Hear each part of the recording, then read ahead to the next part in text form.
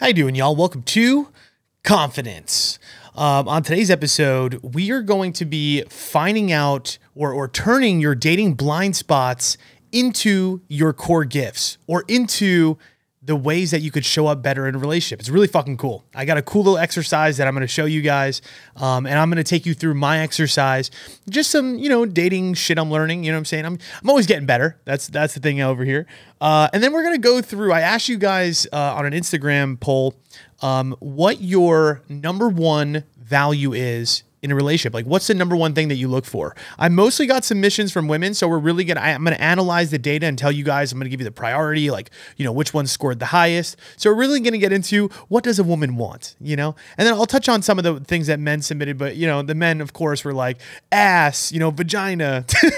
It was like, dude, come on. Like, you could just give us one real answer one time. Anyways, but then the last thing we'll wrap up with is I do have an audience question situation where this girl was talking to this guy and things were going great.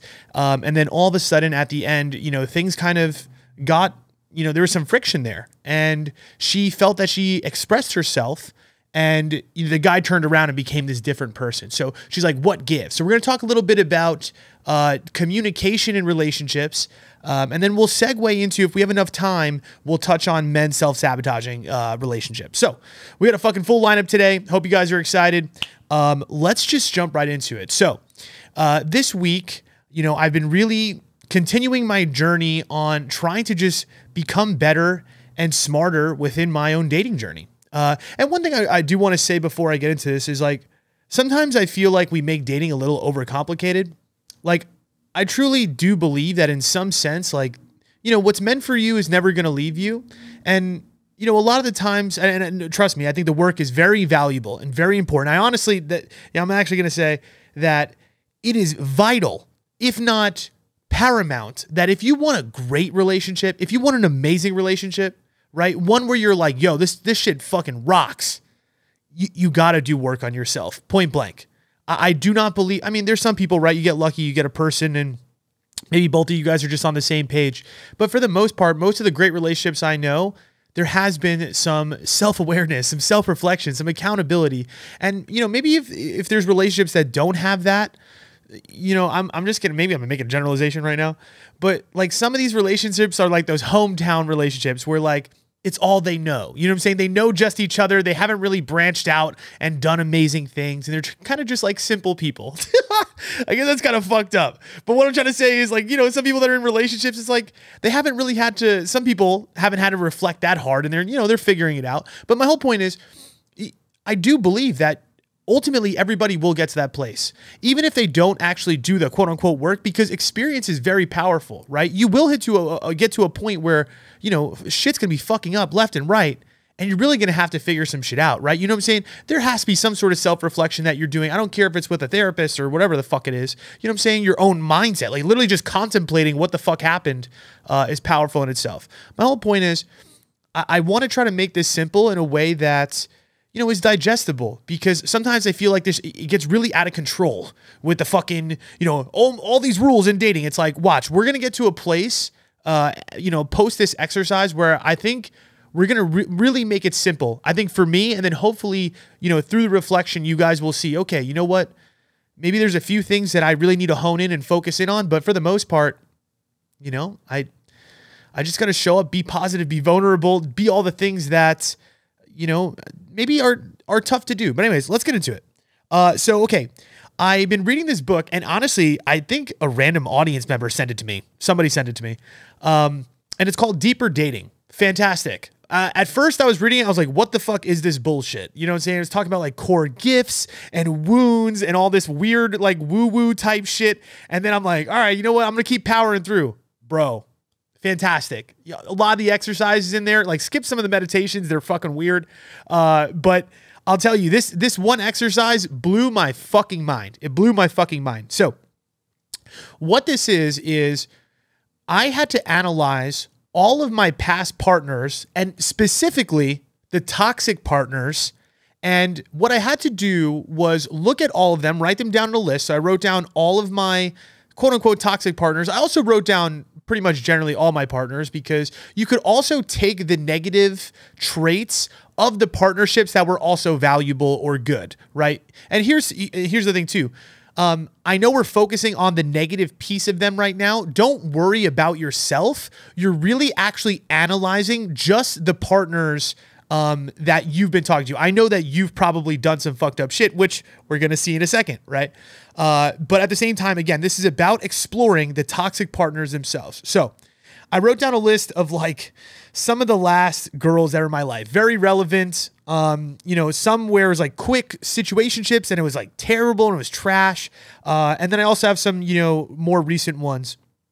And I started writing down some qualities about these people, about these women that, you know, I didn't necessarily love. It's qualities that you feel unseen, unsettled, not very, how would I say? Yeah, you just, it throws you off. You know what I'm saying? These are the things about them that you're like, ooh, I didn't really love that, right? And it could be anything, right? It could be like, I don't know, they resented you for making more money than them, or I don't know, just they had a drinking problem, right? You know what I'm saying? Whatever it is, addiction, you got to write cheating. Whatever the issues or the pieces of the relationship that maybe, again, you didn't love, you didn't feel seen, or that, again, you find to be negative, you write them down. So to be honest, some of the things that I wrote down, I'm going to tell you, for me, what the resounding theme is between these partners. So I wrote down, like I said, I think 7 girls here. Something I saw very often was distant. I date a lot of distant women, right? Usually like pretty independent women, I would say. Also, another one that kept coming up was emotionally dismissive. Like partners that I felt, you know, they would be supportive, but sometimes I didn't feel like very well understood in the areas of emotions, right? Like when I would share mine, I didn't feel like sometimes it was being reciprocated properly, or sometimes it would be used against me. I didn't feel right in some of these relationships about that, right? Or we just, you know what I'm saying? They weren't providing that emotional security. So distant, emotionally dismissive. I got a lot of angry mouth women in my life. I got a lot of women that have yelled at me. So I guess that's on the list. Another one I got that was huge was self-conscious. I date a lot of self-conscious women. There's some on the list that weren't, right? Like more confident in themselves and very loud and boisterous. But I also have noticed a little bit of a theme of like dating these women that are a little bit more, yeah, they're very, I don't know. Yeah, I guess in their own head about themselves in a lot of ways, right? Not very open and vulnerable, right? Because they're a little bit scared and nervous. And then the other thing I wrote down, and again, this is maybe just my observation, but egotistical. I've dated a lot of egotistical women, and I wrote down all those things on the list, and I'm like, all right, what do we do with this, right? So I'm kind of seeing, right, just from there alone, though, just from analyzing your partners, looking at the negative qualities, and you kind of see what you're attracting, right? So when they talk about like, you know, attracting the wrong ones, right? Or I always attract the toxic ones. Typically you have a pattern of some of the characteristics that you do find. And that's why this is really powerful. I'm like, okay, I got to be careful of women that are emotionally dismissive or distant from me or egotistical. You know what I'm saying? Very self-conscious. I got to, you know what I'm saying? That's the stuff that I get into and it doesn't really work out. So the second part of it is, and this one's really fucking cool. They ask you to send to your friends and ask your friends what were some of the negative characteristics of the relationships that you have been in, right? So from the outside looking in, your best friends, I sent a text to 2 of my best friends, 2 of my guy friends, and I'm like, hey, hey, bro, you know, tell me about my relationships. Like from the outside looking in, what do you feel was kind of not going right within these relationships, right? Like, you know, take a look at my past partners. What are some of the things? Like first they criticized me. They thought I was talking about asking me about my, I'm like, no, I understand I'm a piece of shit, but no, it's not me. I'm talking about them, you know, talking about my partners. Be sure to specify that. But what they said was two big, powerful things that I didn't write down. One of them said they make things a game with you, right? They make things a game. And I was like, damn, I didn't even like recognize it like that. But what he was trying to say is like, you know, they start kind of like testing me a little bit, right? Because, and I think this is a lot towards me, and we're going to get there, but because I'm not showing up and bringing that vulnerability, right, or that emotional security, I think they start to get scared. They're already scared to begin with, right? And that's the other thing too. Like, they're already scared to begin with, and then you attract me, who's a little bit avoidant and a little bit distant myself. And next thing you know, I feel like what happens is they start to like try to control me in a little bit of a way. And I never really realized it that way, right? Because I always thought about myself controlling them, but I never thought about how they've tried to control me. And here's the other thing too. The other guy said, they play scared. They play scared. All of them play scared. And now I'm like putting the pieces together and I'm like, oh shit, that is true. But if you look at it, right, again, if they're self-conscious and they're scared, right? A lot of them are very scared when they first, like timid to open up to me. And what happens? Like when you play scared, what do? To me, what happens is, instead of speaking up and telling me what they need and asking me for more security or asking me for more vulnerability or being honest to me about what they need, they don't really do that. They kind of sit back and they kind of just see how I act. And then they throw these little tests at me, right? They ask me for like patience, or they'll tell me they don't really know how they feel, or they'll be a little bit distant from me to kind of just see if I'm going to move forward. And I recognize that, yes, I might be a little controlling myself, but I didn't even realize. I was like, holy fuck. I was like, in a little bit of a ways, their, fear has made them almost try to control me in return.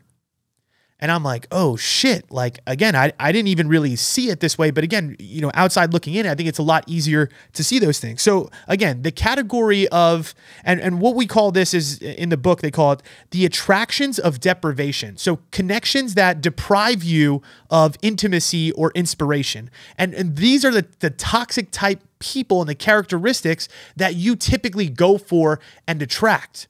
So now we have this story kind of building, right? Where it's like, okay, again, these emotionally dismissive, distant, independent, very slow to open up, very slow to maybe trust. And then also now like playing this little bit of a game, playing very scared, not speaking up for themselves. This is the type of woman that I typically attract. So I start creating that story. And here's the best part. So we look at those characteristics of those people. And I just summarize them for you. And here's what you need to do.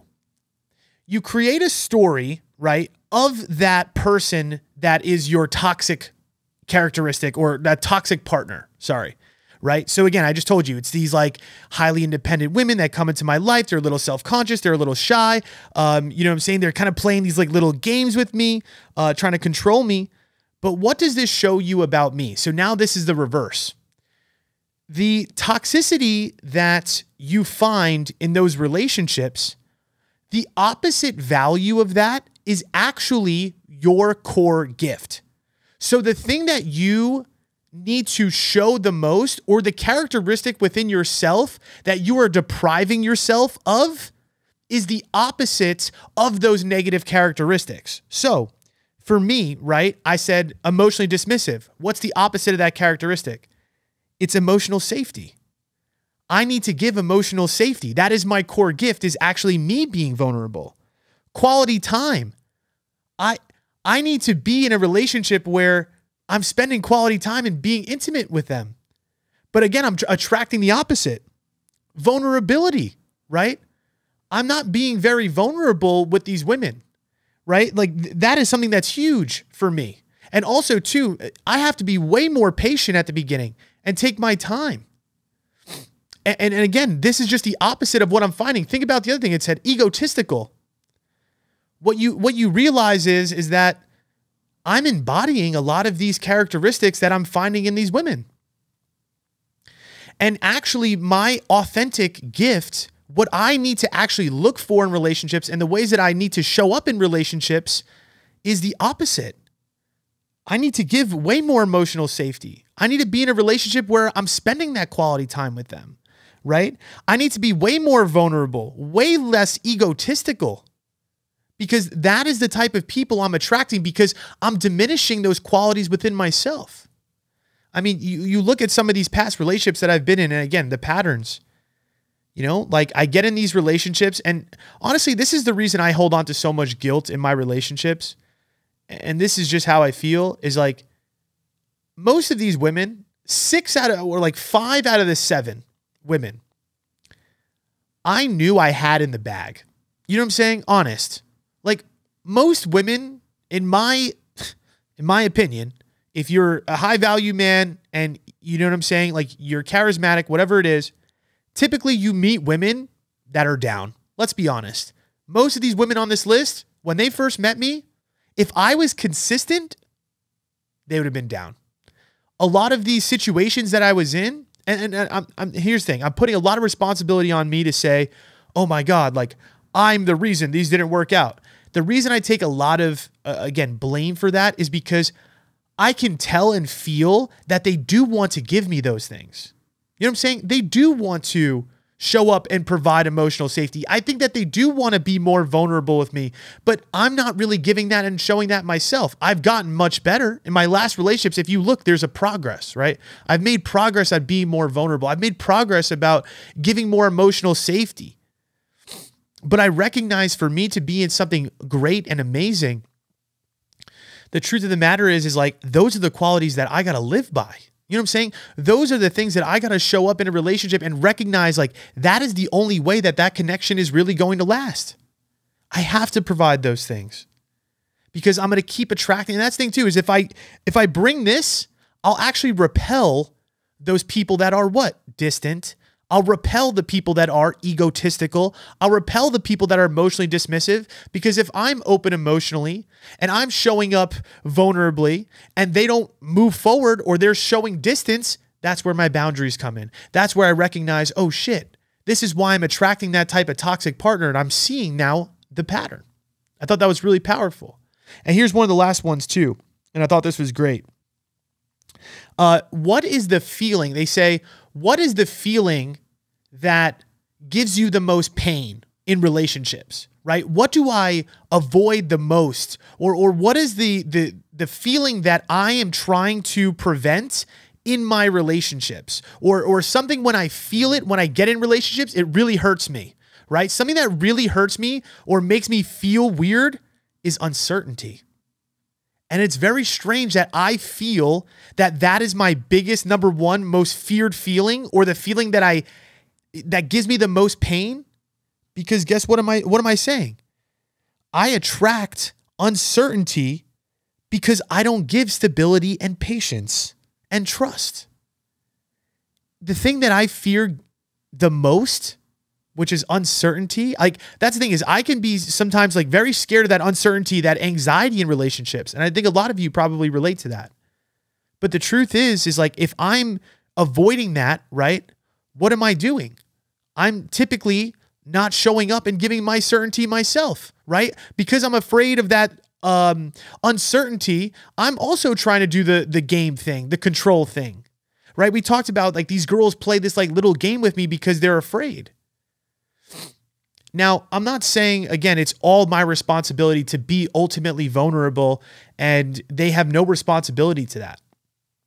But I guess what I'm really trying to say is, if I can show the ability to lean into that most vulnerable self, into the self that's just like, here I am. You know what I'm saying? I'm here. I'm safe.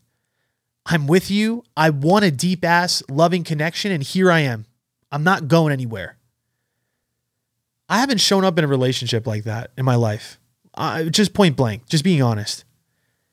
And I truly believe that if I show up that way, yes, are some people going to be afraid of that energy? Potentially. What I do find is that I think I have a little bit of that energy. And then what happens is, again, girls and most people, right? We're afraid to trust. We're afraid to open up. And it takes time for somebody to do that. So the thing is, I can show up that way, but ideally I want somebody else that is also confident, right? We talked about avoiding the self-conscious girl. I want somebody that is going to be vulnerable with me in return. And if they can't do that and they're running away and they're being in fear and they're being distant, I have to recognize, oh shit, okay, that's that connection of deprivation. That's not a connection of inspiration. That's not the type of person that I should be fucking with. But the only way that I could find that out, and the only way that I'm going to attract those people that are really meant to be in my life and they're going to be there for a really long time, is if I show up in that way. I'm here, I'm safe, and I want that deep connection, and I'm not afraid to show that. And I'm done running away, and I'm done playing these games. You know what I'm saying? Because I do that. And it's hard. It's easier said than done, right? I'm sitting here and, you know, we're talking about it in, you know, how would I say it? Without, you know, having to really apply it. Because it's much different when you're in a relationship with somebody and they are giving you a little bit of distance, or you do see a weird text message, or you do, you know, kind of feel this energy from them that they're kind of fucking around or something. But the key is you got to lean back into the relationship and not away from the relationship and say, hey, what's going on here? Hey, tell me about this. Come with a mindset of curiosity and vulnerability. And that's the place that I think for most of us, we miss the mark, right? It's like instead of being honest about the way that we feel or being open and vulnerable about the way that we feel, we're going to try to control or play a game, right? Instead of telling you that bothered me or that I'm confused and I want to understand what's going on here because I'm scared that you're going to take that the wrong way and fucking dip on me or think that I'm self-conscious. The problem then becomes you hold on to resentments, and this is where then you get this fucking distance between each other. That's when the games start. That's when the stonewalling starts. And ultimately, I think most relationships, the reason that they fail is because both parties just don't get to a place of true vulnerability. You guys just become too scared, right? It's a game of fear. It's like the Cold War. Eventually, you hit this place in the relationship where you're both scared to open up and be real about your feelings or how things are going because you're blaming each other or criticizing each other, and you're playing these little control games, and ultimately it never works out. But I guess what I'm really trying to say too is like, you got to take responsibility for your side in it. And I know that if I'm going to get into a great relationship, this is the work for me, right? And I think that's for you too, is like, you got to make that recognition for yourself. What is the shit that you are really avoiding, right? What are the parts of you that you're attracting, right? What are those wounded things that you really attract? Figure out what is the part that you're not showing up enough in. And, you know, I feel a little bit for some of my previous connections because I'm like, damn, I do believe some of these would have actually potentially been good.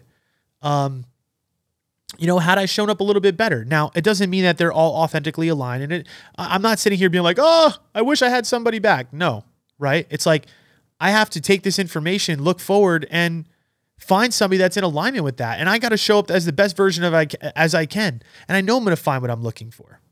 But this is the type of work that you need to do.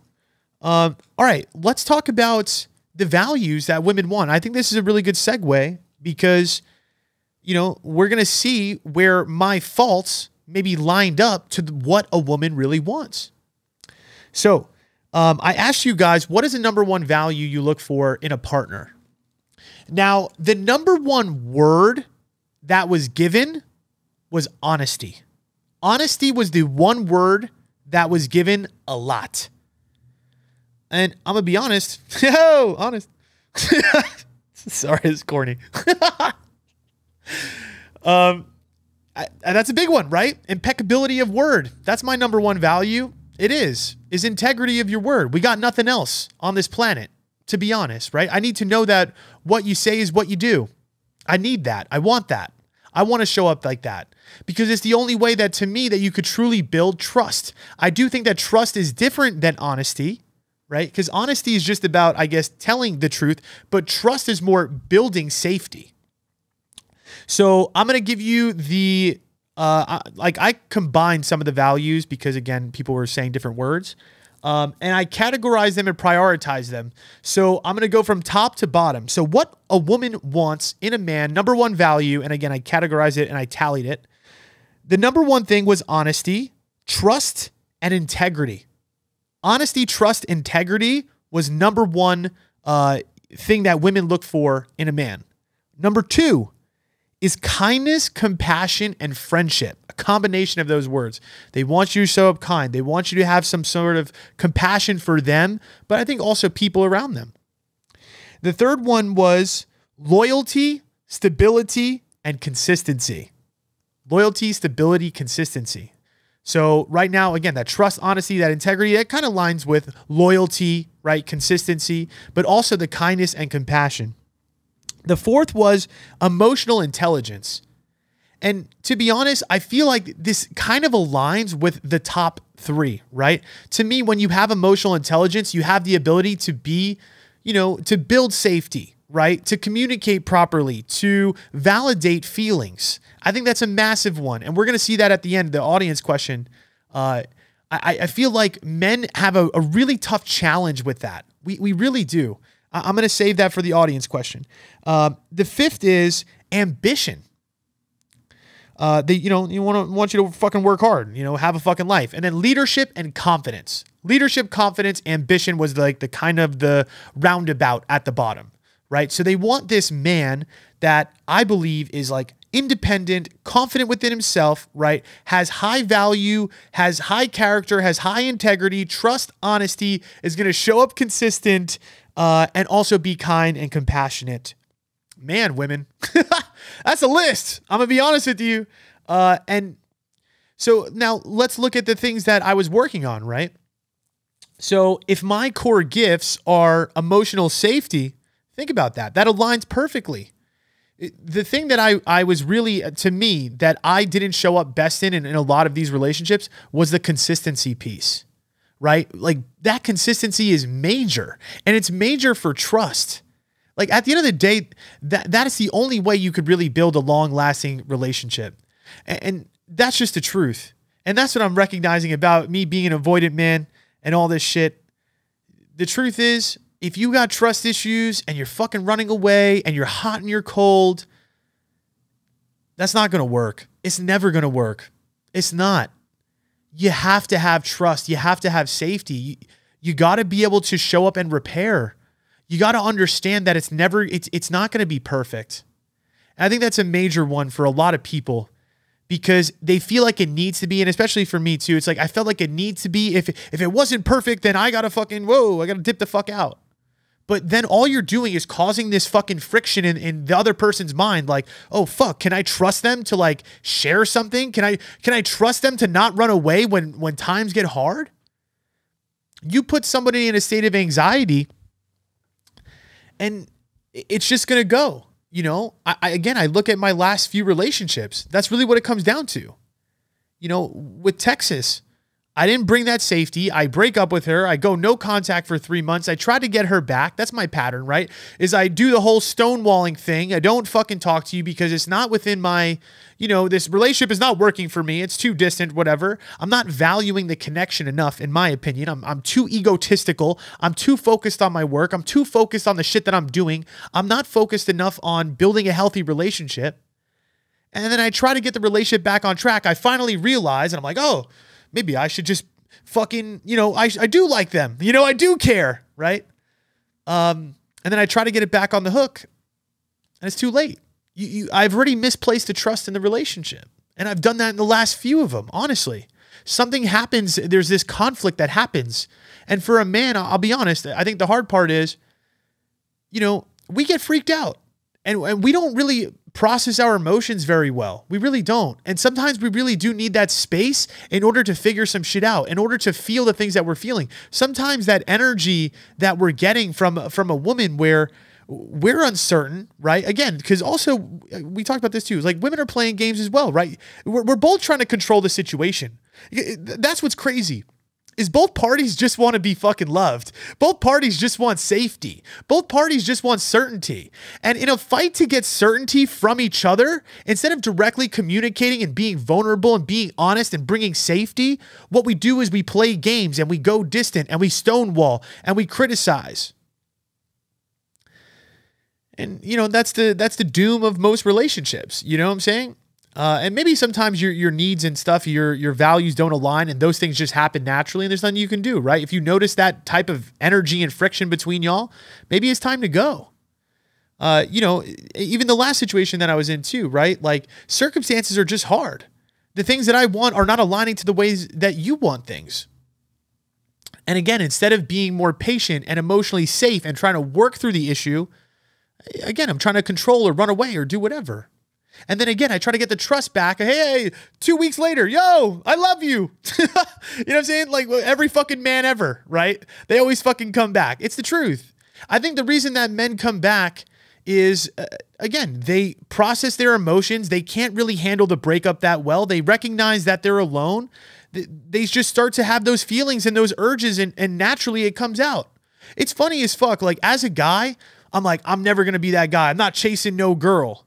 But when you have somebody that you genuinely care about and you break up with her and you go distant from her, bro, I'm telling you, I don't know what it is. As a man, you just get those fucking crazy feelings. Like, you get anxious as fuck. You can't handle those emotions properly.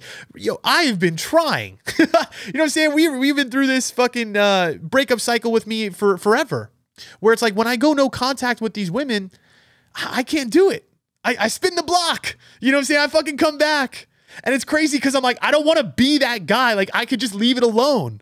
But these feelings just fester inside of you so hard that you're just like, fuck, I can't handle these emotions. You know, that's why sometimes, you know, a guy after a breakup, a lot of women might say, oh, you know, he goes with another girl, or like, the reason he's going to other girls or partying or whatever is he is just distracting himself from his fucking emotions, because that shit's too hard, honestly. And again, I think the reason you go back to your ex as a man is because of that. It's not actually sometimes because you genuinely are a great match and a great fit for that girl, right? The reason that you broke up are probably the reasons you're going to break up again. But again, the breakup is so hard on a man that they don't know how to handle it. So what they do is they come back, or they go jump to a new girl, or they jump to a new person. I'm sure women are the same way. It's hard to cope. It's hard to cope with those fucking feelings of loss, especially when it's somebody you fucking loved. Whew. You know, at the beginning I said, hey, relationships are simple, but like, you know, or we should make it more simple, but it's hard. I'm like, man, I don't know what the fuck I was talking about. This shit is hard. You know what I'm saying? It is not simple. But I guess the simplicity in all this is this. The simplicity in all this is this. If you were authentically aligned to somebody, and again, you're able to be vulnerable and show up as your authentic self, there is going to come a day where you do meet somebody and they do show up in the ways that you need. And it won't be this hard. And there won't be that friction. For me, right? One day, guess what? There is going to be a girl that's not distant from me, that is in my state, or, you know, somewhere near me, that actually wants to spend quality time with me, that is going to show up and be confident in herself, and be vulnerable, and be intelligent, and be emotionally secure. And I'm going to be that way too, because I've gone through these things, and I know that I need to bring that myself, and I need to be that myself. And if I'm that myself, I will attract that person. And I just got to stop giving my energy and attention to anybody that is distant, or anybody that is emotionally dismissive, or anybody that is egotistical. To be honest, in a lot of these relationships that I was in, I wrote this down in my journal today. It's like, I noticed some of these cracks early on. I did. You know what I'm saying? I'm sitting there on the couch with some of these people, like, you know, the gym crush girl. I'm like, this girl, like, egotistical as fuck. Like, she's just looking for validation. I could hear it in the conversation, but I kept going. I'm distant with, like, you know, these other girls. I'm like, I don't want to do long distance, but what do? I keep going. I keep doing long distance. I knew I didn't want to do that. I could feel that my vulnerability is not getting matched by, you know, some of these girls, right? Where I'm showing up and I'm being confident, I'm being open, and I'm wanting to spend time, and they're being distant. Why am I giving my energy to those people? This is where boundaries come in too. So I guess my whole point is, I know women, you want these things: trust, integrity, honesty, loyalty, consistency, emotional intelligence, ambition, all these things. You know, I think men really share, and they want a lot of the same things. I wrote down for men: modesty, character, authenticity, loyalty, communication, femininity. I think it's just the opposite, right? It's like, I think all of us want integrity. I think all of us want honesty. I think all of us want trust. I think all of us want loyalty. Men and women, we all want good communication. And, you know, I think for the man-feminine dynamic, it's just different, right? Women want a leader. They want somebody really confident. Men want a girl that's comfortable in her femininity, that can accept a gift, that can accept acts of service, that could be supportive, that could be more submissive. But I think in order to receive that, I think what you need to do is you need to look at yourself, right? are you showing up in those ways, right? We just talked about, am I showing up in giving trust? Am I showing up in giving emotional safety? Am I showing up in giving consistency? And the same thing for you, right? If you're thinking, oh, I want these values. If you're hearing these values and you're saying to yourself, oh shit, well, my toxic trait is that I'm inconsistent, or my toxic trait is that sometimes I look outside of the relationship, or my toxic trait is sometimes I can't speak up for myself and be really vulnerable. How are you going to build trust? How are you going to build honesty? You want these things, but are you, being that in return? Because these things are going to manifest. But again, the simplicity is this. If you could figure out those blind spots that you have, and again, using the exercise that we just did, maybe you could look at the places of your characteristics that you really need to lean into. And you will find these things. You will find loyalty. You will find emotional safety, but you probably have to be those things first yourself. All right, let's get into the audience questions. I thought this girl gave a really good question. And what we're going to do is I want to talk a little bit about communication. There's another great book that I read. Oh, he reads fucking books. This fucking guy. All right, we get it. But it's just 7 principles of marriage or some shit like that. Is that what it was called? 7 principles of marriage? Yeah. The 7 principles of marriage. I've read that, which is, again, interesting because I'm not in a marriage. But my whole point is we're going to get to some of the areas of communication that we need to work on. And I think this audience situation really gives us a good look at that. All right, let me read it. So this girl sent me a DM and she said, I was seeing this guy for 4 months and he was nothing but nice, respectful, and honest. Interesting, right? We just talked about it. Nice, kind, compassionate, right? Respectful, honest, right? All the top categories for the woman. Eventually, we had serious talks and things weren't going to work as we wanted, different things, and we're at different places in our lives. Interesting, right? So we're seeing nice, compassion, honest, all these things, right? Again, you could have all the things, but apparently the circumstances are not aligning. I finally spoke with him again after 2 weeks after he disrespected my boundary and explained how I felt. His entire attitude shifted and was almost lashing out on me and blaming me. It didn't seem like the same person and he was super defensive and mean. Is he projecting his anger onto me? Why would a guy switch up and act like this when I'm respecting myself and trying to be honest? Okay. So this is very complicated, right? Because again, there's a lot of nuance here that I don't really know. I don't know how you expressed that boundary to him. I don't know how he expressed it back to you.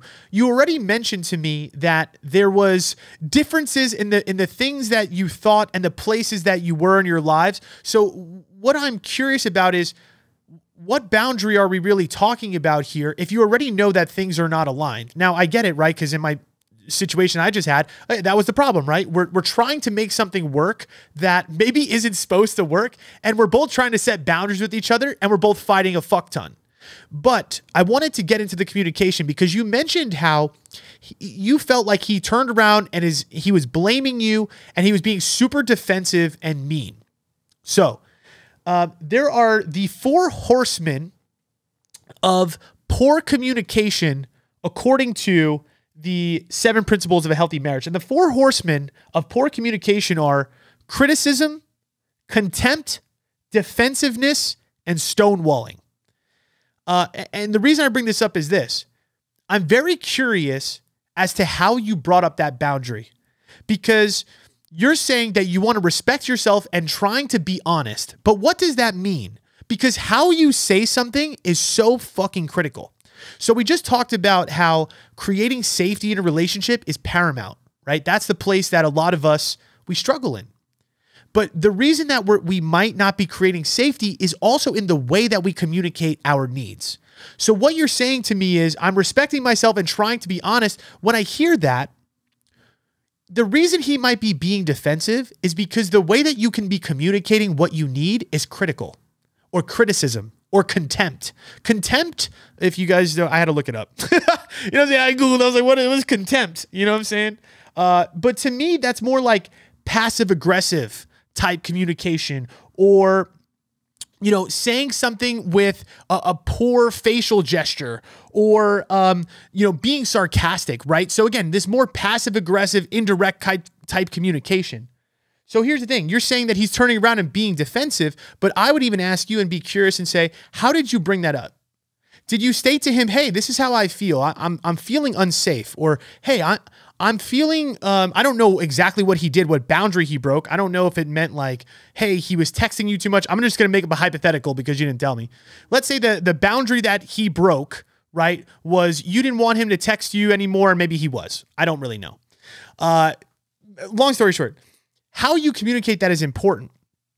So my whole point is, if you like, why the fuck are you texting me? Or, yo, what the fuck's good with these texts? Or, you know what I'm saying? The way that you say something is really important, because if you start off with a critical statement, right? Sword drawn, you're toast. The argument is going back and forth. Now he's going to get defensive. And now you guys are in an argument and a fight. So that's the thing, is you're saying he was so nice, respectful, all these things. But how you deal with and manage conflict and communicate boundaries is critical. Because you might be thinking that you're just being honest, but sometimes when you're being honest, you're actually being critical of your partner, and you're actually not creating a safe space for your partner to return, right? And to make a statement to you that might be also not so critical or not so defensive. Because if you started off and you start blaming him, because you're saying he was blaming you. But my whole thing is, he probably felt blamed by you. You know what I'm saying? He probably felt that you were being critical towards him. And that's why he got defensive, because now he's going to, defend his side, right? So this was happening in my previous situation. And I think this is where we missed the mark entirely. Honestly, we were really bad about this part. There would just be times where she would really come at me because I would make a joke, right? And then she was like more highly sensitive, and she obviously didn't like the joke, which is perfectly fine, right?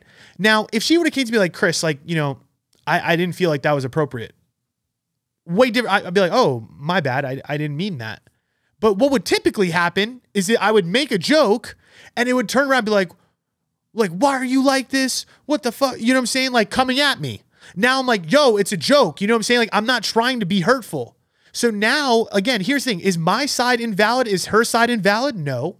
We both have a right to our feelings. We both have a way that we viewed this situation. And I guess that's what I'm saying with your situation here too, is that your side is not just the only side that's right, quote unquote. There is no quote unquote right. It's how do you feel versus how do I feel, and how can we repair and get on the same page? But typically that's not how communication and fights go, especially when we're setting boundaries. And I work a lot with my coachees on this, because they're going to be sending a text message to their partner, and I could tell in the words that they're saying, I'm like, yo, some of that shit is hurtful, or some of that shit is so critical. You got to remove that stuff. Just talk about the ways that you felt. Right now, if you came to me and approached me and said, hey, Chris, I didn't really like that. That really hurt my feelings. You know what I'm saying? That I'm not sure I really love that. And let's say I turned around and I was even defensive back to you, right? It could be my fault as well. I'm not saying that you even were critical to start, because now if I turn around and be like, oh, it's a fucking joke, like, get over it. That's poor communication on my end, when you are actually being emotionally intelligent and you're communicating properly. So I'm not saying it's just your fault. I would just say, I would love to be in the room and watch the communication, because typically there is a partner that is starting it, and or you guys are both igniting it. And then what happens is eventually, again, the stonewalling, and again, men typically do this. And, they get pissed off about your feelings and you trying to say something to him. And what do men do? I'm good on this. Think about the ways that I've shown up in my previous situation. That's how it happened, right? We're talking about this situation where, I made some joke to her and she was very upset. And then she was trying to tell me she was upset, but she wasn't saying it in like a, hey, Chris, I'm really upset. It was like, no, Chris, like, what the fuck? You never understand. You don't fucking listen, right? It's more that. Now she's attacking me. I'm not feeling good about that. So what do? I put up a wall. I'm like, I don't want to deal with this. Why is this girl yelling at me? I was just making a joke. And this is where the separation happens, right? Because then I'm like, I don't want to deal with this stonewall. I'm going no contact. I can't deal with this because I can't almost like catch your emotions. That's also on me as well, right? Even if she's having a moment, how can I find a way to repair that? And ideally, if I was in person, that's when you'd like try to do a repair attempt. That's what he talks about. So what you got to try to do is if you get into a conflict or a communication like this, where there's defensiveness or there's criticism or there's contempt, right? Passive aggressiveness. The key behind it is trying to do something to repair the, hey, we're on the same team. Sometimes it looks like, you know, hey, you grabbing her on the shoulder or like touching her arm or hugging her and be like, hey, I'm with you here, right? I know you're upset, but like, come on, like, let's get on the same page here. That's the kind of energy you need. We're talking about creating safety in relationships. And this is the battleground, right? We're talking about the battleground point, which is typically in our communication, we're fighting and fighting and fighting. But we got to try to find ways to create safety in the relationship. And that's what I'm trying to say about myself too, is that that's where I need to get better, right? Even if she's being critical and upset, how can I repair this? Instead of running away and stonewalling her or being defensive towards her, right? My job as a man is to try to get uncomfortable and not do that, is actually to turn and lean back into my woman and say, oh, you know, hey, my bad. Like maybe try to explain myself a little bit and say, you know, ideally, actually it's not good because that's being defensive. What you're trying to do is there's actually no being right. The problem is you both want to be right. And it's actually a bad thing. You actually have to get comfortable with being wrong. That's what he says too, is like, you have to be okay with just being on your partner's side sometimes and just being okay with like allowing their feelings to be valid. And that's something that I haven't really worked on. Again, creating that emotional safety, right? That's my big thing. What do I need to do? Repairing communication, right? I got to be able to, you know, instead of, again, running away or being defensive, just say, all right, I was wrong. Sorry, I made that joke. Boom, done. Conflict over. You know what I'm saying? And it's hard though, because there's ego involved, right? Because if she keeps doing that to me, at some point I'll be like, fuck you, bitch. Like, it was a joke. But this is where you both got to work together. And again, find a partnership where both of you are on the same page about this and do a better job of trying to be aware of how you're communicating with each other. So I'm not sure if that answered your question per se. But you said, is he projecting his anger onto me? I think you guys are both at odds. You know what I'm saying? And again, sometimes the circumstances don't align and that's okay. But you guys got to be really honest with yourself. Is it really like, what are you really trying to work on if you guys are in two different places and wanting different things? That sounds like me. That's Chris coded. You know what I'm saying? That's Chris coded. Trying to make something work that, just let it go. You know what I'm saying? Let it go if it's not in the right place, the right time, right circumstances. Or work on the communication and both get on the same page. But again, is he reading that book? I don't think so. Is he listening to this podcast? I don't think so. So your best bet is, if you really want to try to work on it, you try to repair, you try to not stonewall, you try to not criticize, and kind of see how he vibes. And if he continues the same defensiveness and anger, probably not the right person for you. All right. Last one I'm going to talk about. Somebody asked, and again, I think this is just a continuation of what we're talking about, so I just wanted to throw it in here real quick. She said, do guys really sabotage a situation or completely close down to protect themselves? I feel like that's just bullshit. If you want something, you make it work, right? Interesting. We just talked about stonewalling. And stonewalling is typically a tactic of a man. Typically, women don't stonewall. So I think that's why, you know, when you say, do guys really sabotage a situation or completely close down to protect themselves? Yes, they do. Yes, they do. That is actually facts. It's not a myth. Yes, because here's the thing. I think from a woman's perspective, I think women have a tendency to want to repair a little bit more, and men have a tendency to want to bail more. That's just the truth. And honestly, again, even in the book, you can go read the fucking book. You know what I'm saying? Go pick it up. But he talks about this, how like men have a really bad problem with that, where, you know, a woman is trying to create that emotional safety or talk about the problem and share her feelings. And men sometimes don't know how to validate her, and men don't know how to, you know, accept those feelings or validate her feelings or repair. We have a tendency to be like closed off and egoic and stoic and just say, fuck this. You know, I'm good. Like, you know, this bitch is complaining. Like, you know what I'm saying? It's like it's the same old shit. Like, oh, she's trying to start an argument right now. Like, I'm good on that. You know what I'm saying? Like, I'm good. Like, let me fucking go play my game in peace. Like, I don't want to deal with this shit. But that's the thing is, like, you can't have a great relationship if that's the way that you're communicating. And men got to take responsibility for that, right? It's like, and again, this is what I'm learning myself. And this is why I think, like, the beginning of this whole podcast about creating that emotional safety and being more vulnerable. That's just the way for both sides, but especially for men, because you won't be able to create safety in the relationship. You're going to create a whole bunch of inconsistencies. You're not going to actually work on the problem. You're not going to be able to validate your woman's shit, and you're never going to have a long-lasting relationship, point blank.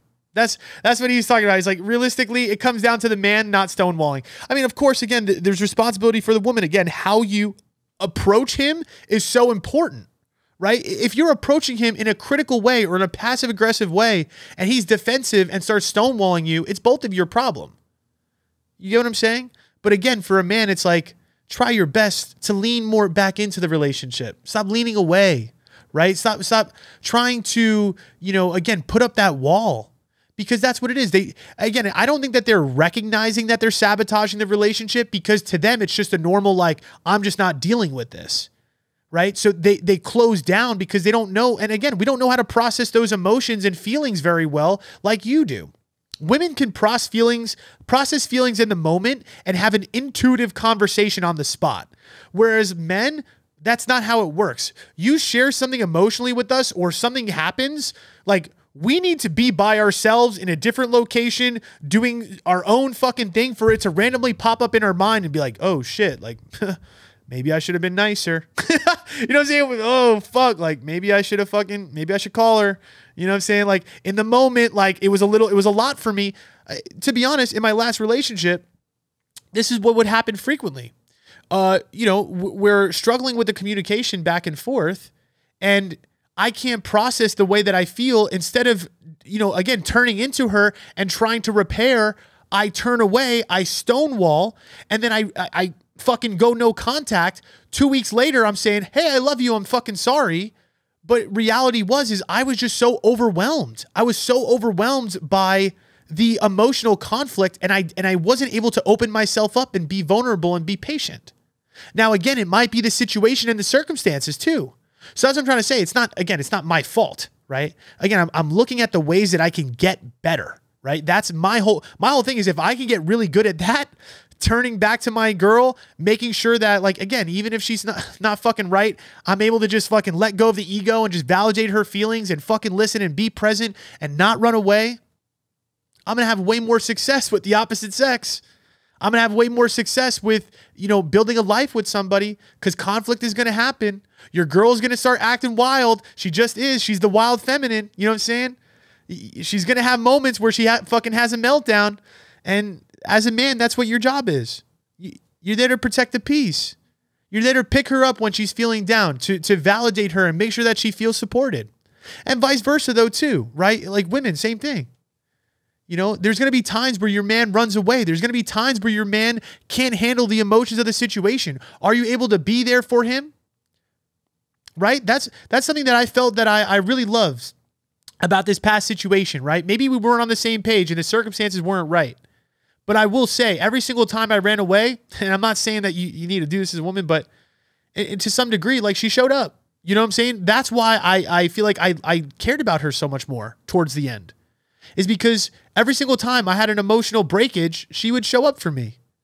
But there hits a point where, like, if you're the person that's running away, she can't do anymore. You know what I'm saying? She can't make it happen. Now, it's both sides. Again, it's not just on me or just on you as the guy. This is why circumstances and values are also very important. If you're in two different places and, again, you're not able to create that intimacy, or there's other issues in the relationship, religion, whatever it is, vibe, sometimes that push and pull is just going to happen naturally because you both can't get on the same page and you can't communicate properly and you can't create that safety because you're just too far apart.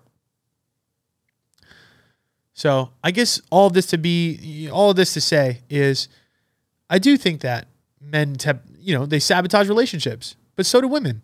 And I think it's both sides. I think it's 50-50, but you got to work on your part. And the more that you could find the parts of yourself that you need to lean in and hone in on, that's what's going to make you more successful. That's what's going to help you find your partner. And yeah, just make sure you're fucking being the best version of yourself in that fucking relationship. Learn how to repair. Learn how to communicate better. And honestly, I think for everybody, it's just, be more vulnerable, be more honest, be more trusting. And you're going to find what you're looking for. I do believe that if it's really for you, it's not going to miss you. It's not. But put the fucking work in, because to me, that's how you get it quicker. You want it faster. You want it, within the next 6 months. This is the shit we're talking about, right? Knowing yourself deeply. All right. Great podcast. I'll talk to you very soon. I love y'all. If you ever want to work with me, just, go on my website. You know where to fucking find it. Sign up for the newsletter. Take the dating quiz. I love you guys. And I'll talk to you very soon.